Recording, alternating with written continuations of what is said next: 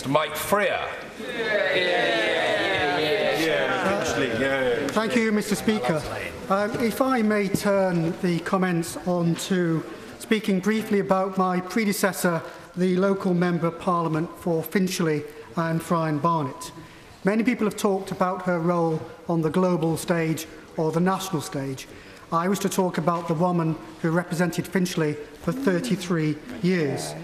The woman my party members remember never, ever as Maggie, but simply as Mrs T, or more fondly as our Margaret. From the outset, Finchley Conservatives knew they had a winner.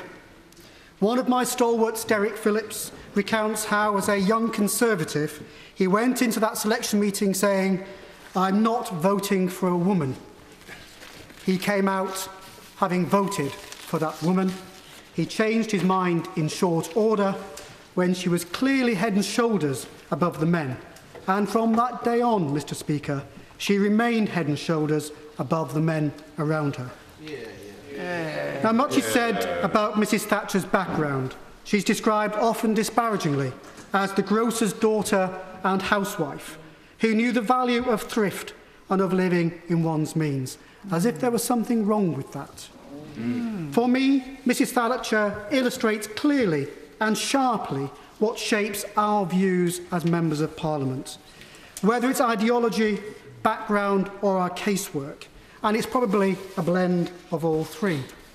Finchley and Friern Barnet was and is a suburban constituency.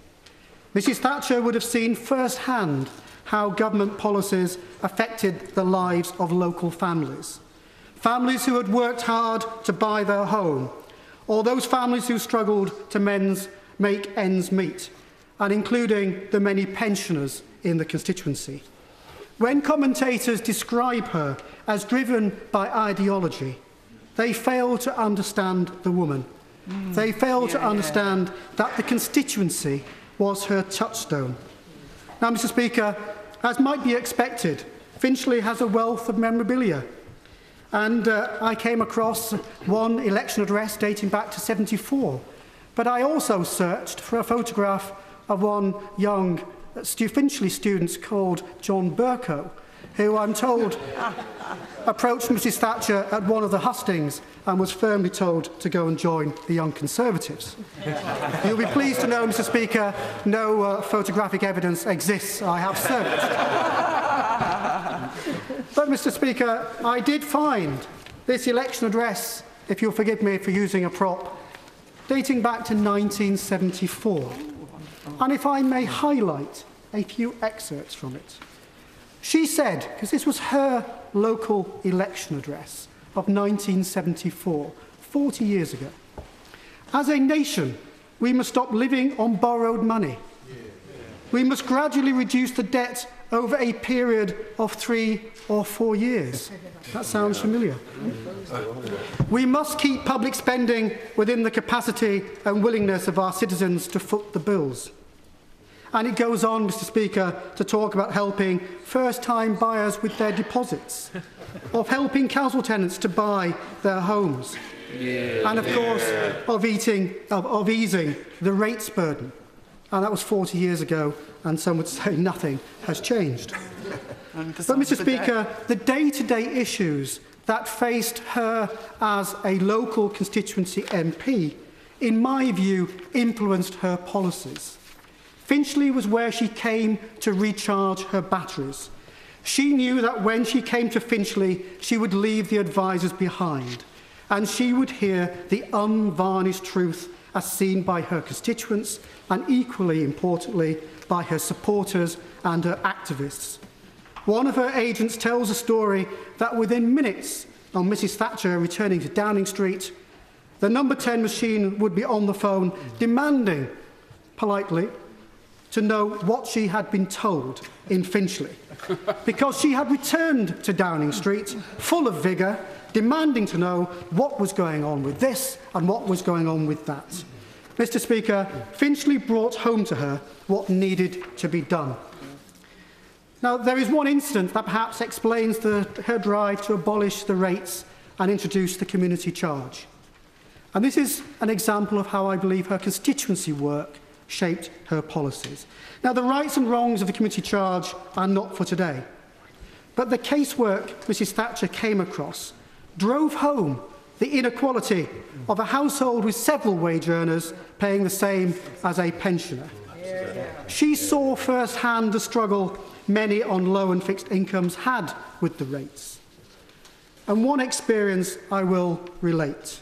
I'm told one elderly resident came to see her in a state of distress. The resident had paid her rates in cash, in an envelope, to the town hall. The cash went astray. Now, Mrs Thatcher knew the hardship having to find the rates once had caused, let alone having to find it a second time to make up the cash that had gone astray. And it's not commonly known, but Mrs Thatcher quietly sent a cheque and paid the rates for that resident. She was far from the heartless caricature portrayed in the media and by her opponents. She took enormous interest in her constituents, and her ability to remember their names and their concerns, often months after first meeting them, was truly astounding. In the early 1990s, when I was a local councillor in Finchley, Mrs Thatcher came to a summer fete held every year on a small council estate. She arrived bang on time because she was a stickler for punctuality. She swept in the Jaguar. Out she came, as immaculate as ever, and ignored, of course, the local dignitaries like humble councillors, and went straight across to the organiser of the fete, I'll call her Mrs Smith, and went straight up and said, "Now, dear, how did your daughter get on with her GCSEs? She sat them last year, didn't she? Wasn't she sitting 7?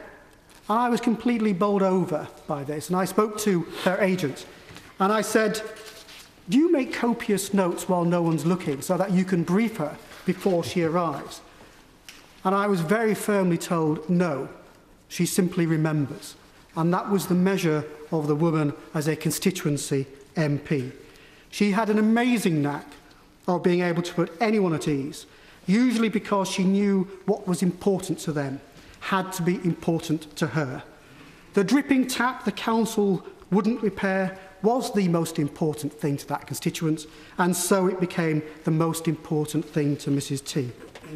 Now, there are countless examples of her warmth and her compassion. The devotion of those who worked with her and stayed with her after she was no longer the PM is testament to that. Many of her close protection officers chose to stay with her rather than move up the ranks, one of whom recently told me that of a Christmas time at Chequers, he came back to the police mess room to find that Mrs Thatcher had been in, she had tidied it up, she had decorated it with Christmas decorations, she had cleaned out the hearth and laid a fire, and she had left a flask of coffee on the table for her police officers. That is the woman few people saw. Now, Mr Deputy Speaker, it was said by my noble friend Baron Baker of Dorking that we shall not see the like of her again. Well, we probably will see a woman party leader. We probably will see a woman Prime Minister again. But will we see the intellect, the drive, the passion and the core beliefs to shape events, not to bend to them? Will we see the whole package? I don't think so. Mr Speaker, our Margaret, as my members remember her, was an outstanding constituency MP. Finchley is proud to have selected her, and we are grateful to the Thatcher family for them lending her to us.